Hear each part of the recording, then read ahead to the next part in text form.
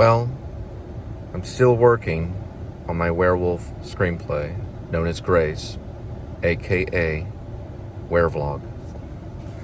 I found some things about screenwriting in this one that's different than all the other projects I ever worked on because of the fact that it is a werewolf movie, so it is a horror film to a certain degree. I don't want to think of it as a horror film, but it is. I'm a big fan of The Shining, so why not? I never really pictured myself when I was younger, at 17, when I picked up Sid Field and started reading screenplay. I never thought about writing a horror film, and I knew I would send one to Cinemobile, that's what they called it. They may be still around, I don't know. They had an address in that book. You could send it to Cinemobile, and it was like I think if I'm not mistaken, it was supposed to be kind of like a van or something. I don't know why I thought that, but it was like you mailed it to this van that drove around and read screenplays in my mind. It was crazy. I'm sure it was an office, but it was called Cinemobile. Maybe it was the case they're driving around picking up screenplays. I'm sure that it may have been that way. They had technology back in the early 90s. Sid Field, the book I read was in 1990, but I never pictured ever writing a horror film. But I was always a fan of The Shining, and I'm a big fan of Stephen King. I even lived in Maine for a while. But I wasn't ever really attempting to write any screenplays when I was out there, other than the one that was kind of based on Escape from Maine, which was a novel that I wrote that I'd like to turn into a screenplay too, also known as Escape from Me. But the werewolf thing came about because I wanted to write something fiction, something that was not of my life, that was completely fiction. It didn't remind me of my life, really.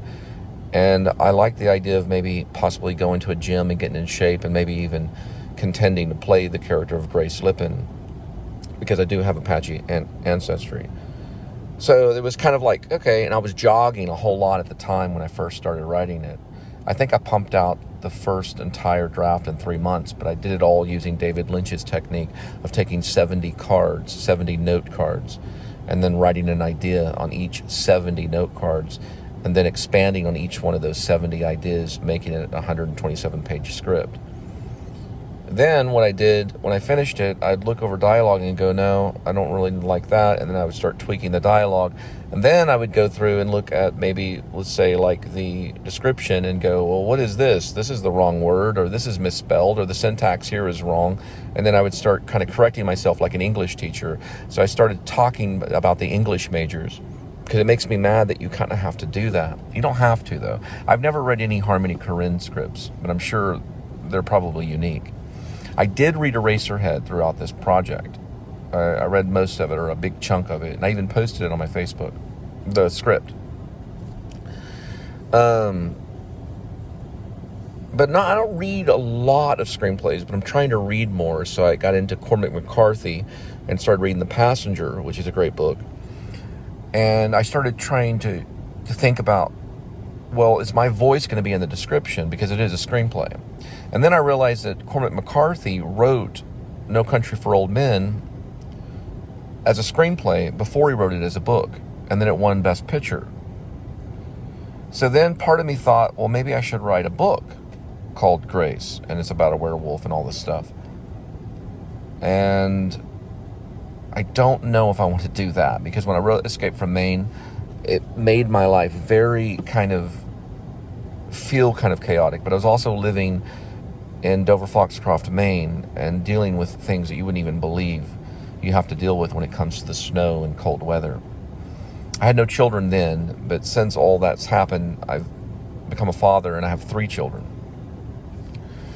So I know that probably making a horror film would be kind of a lot of fun, probably, especially because you're dealing with a myth. You're dealing with a monster that may or may not exist. We could all sit in a room and probably look at one another and go, we probably would agree that the werewolf doesn't exist. We'd all be kind of sitting in a room. But who has 100% scientific proof of it that it does not exist? And many would believe or disbelieve in it.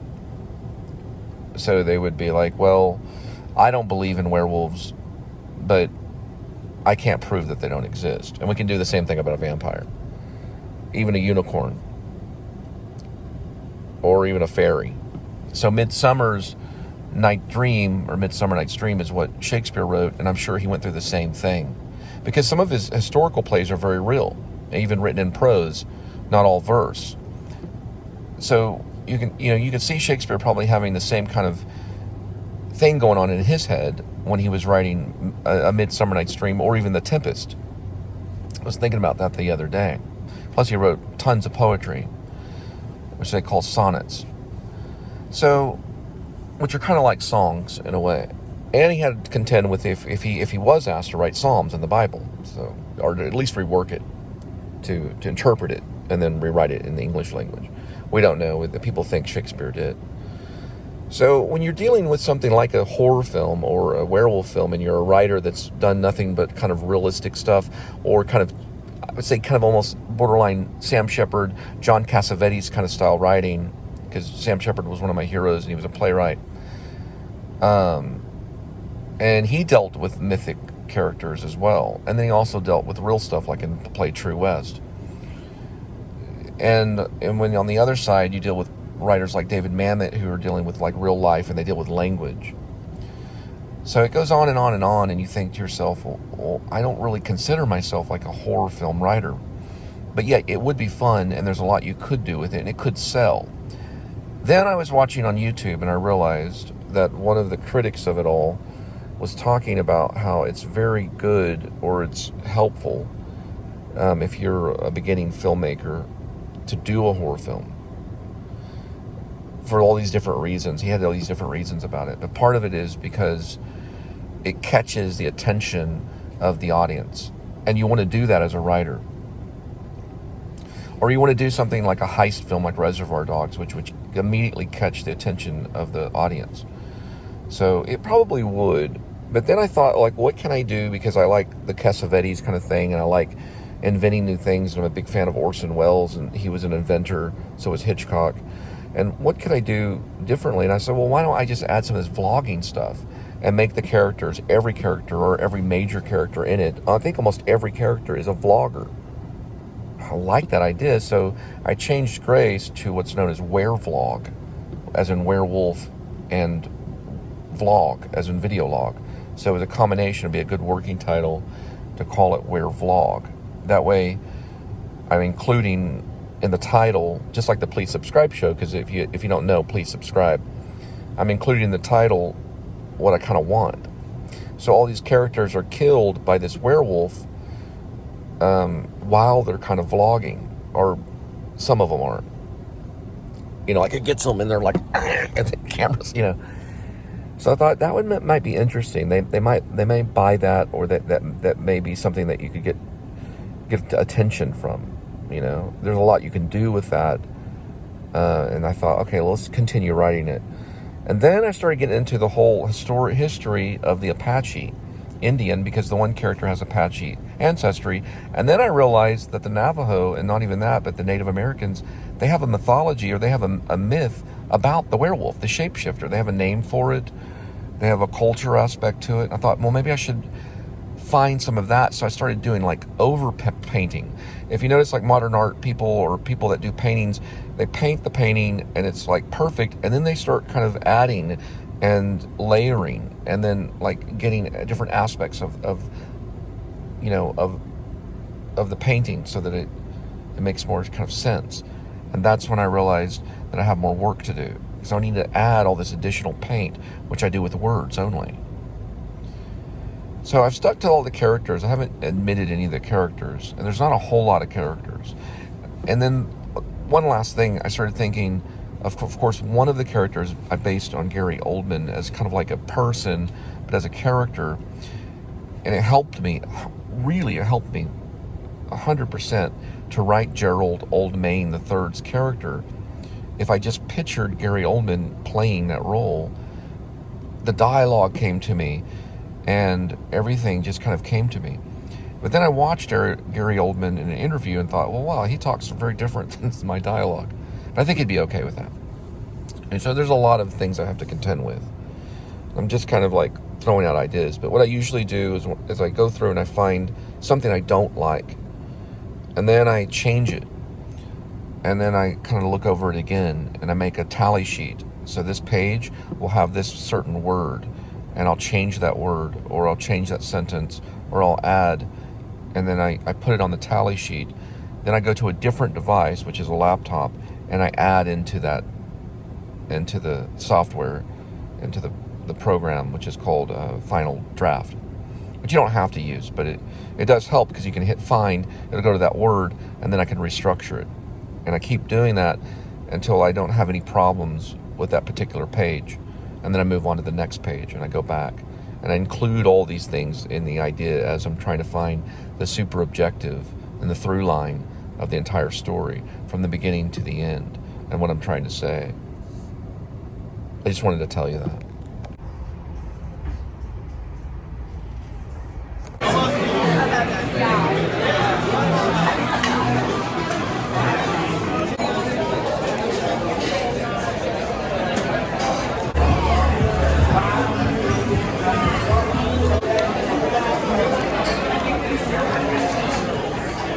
Hey, you too. Watch it too.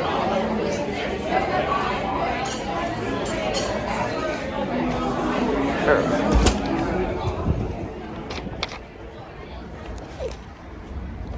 Well, I didn't start this stuff just immediately. I've been doing it for more than 2 years. It's probably my 12th year, off and on.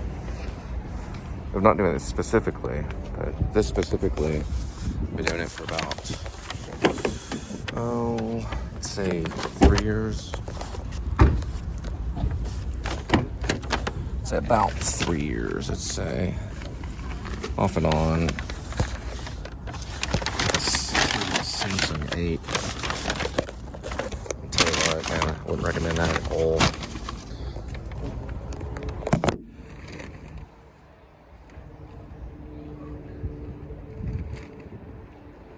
There we go. God has a plan for every single person and does it the same way, you know. A really good movie that I liked back in the day was The Hours, or it was called Hours. I want to say, I know for sure Ed Harris is in it, but it's a really interesting movie. Nicole Kidman plays Virginia Woolf in it.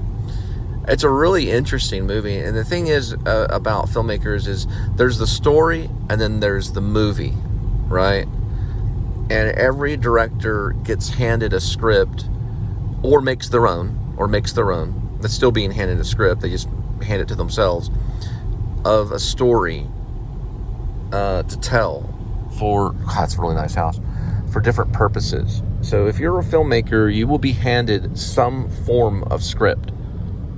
I don't know if it's going to be in normal format. Even vloggers are filmmakers. Hey, listen, they are. Okay? Vloggers are filmmakers. Adam the Woo is a filmmaker. Goes down in his taxes as a filmmaker. Okay? Hey, listen, whether you're paid or not, doesn't matter. Hopefully you are. But if you're a filmmaker, then you will begin making films. It'll happen. And you won't question it, because you'll love it.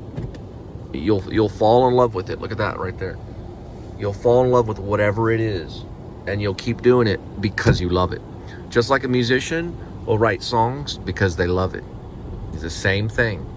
And I love music too. I love music. Let me see something. See if that's right. I got a cut right here. I'll get back with you. Now, I told you I was going to get back with you. So we're going to talk about that, and how if you love the film, you love the filmmaker, you love the film, and you love the vlog. Hey, listen, just because you're doing a vlog doesn't exclude you from the filmmaker. Now, you can call it a vlog maker. You can call it, hey, listen, you can call it whatever you want, but there's a story in there. And like I say, there's always a story behind every vlog. There's always a story. Even if you're doing one on ducks. If you like to do a vlog on quack, quack ducks all day long. I like to talk about ducks all day long. It doesn't matter. It's still a film. So, you know, some make films about pumpkins and some make films about rabbits. You know, David Lynch has one called Rabbits or something like that. And a monkey. There's a monkey one too. What did Jack do? So everybody has their little thing. Oh, it's this one right here. Got to talk my way through it. I found it.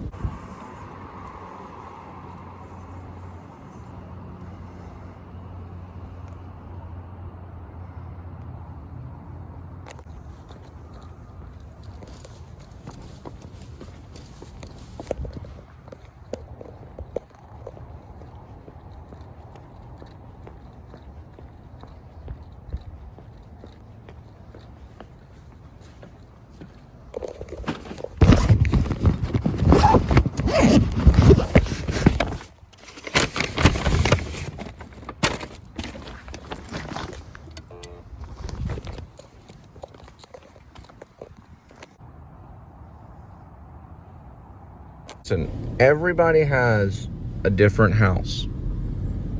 Some people live in a real big house, and some people live in a shabby apartment. But I'm going to promise you this.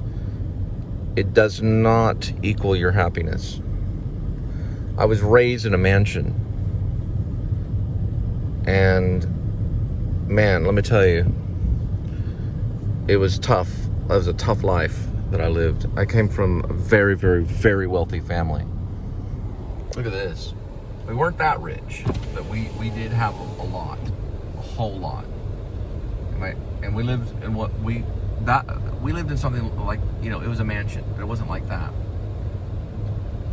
But it was we were very, very wealthy, extremely wealthy. Not so much now. See, my dad was one of the first millionaires of the 1980s in the South Lake area. He was one of the first. Probably the first and only of that Keller South Lake area back in the 80s. This is when Ronald Reagan was in office. We got there, he was building the mansion right before Ronald Reagan got shot. I'm going to talk to you about all of that. So, my dad was building the big mansion. I'm going to tell you about it.